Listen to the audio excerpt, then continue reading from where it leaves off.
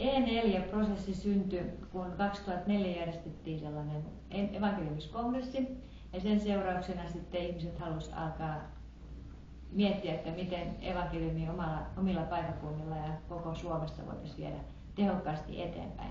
Se E4 tulee siitä, kun se oli evankeliumiskongressi 2004 E4, mutta sitten siitä tuli brändi, jota ruvettiin käyttämään edelleen sen jälkeen. Ja siihen voi ajatella, että siihen sisältyy tällainen ajatus, että Raamatussa on 4 evankeliumia. Ja Jeesus sanoi, että hän on tie, totuus ja elämä, eikä kukaan voi päästä Jumalan luo ilman häntä. Niin, kun Suomessakin E4-tie yhdistää koko maan, niin sitten samalla tavalla Jeesus yhdistää koko kristikunnan.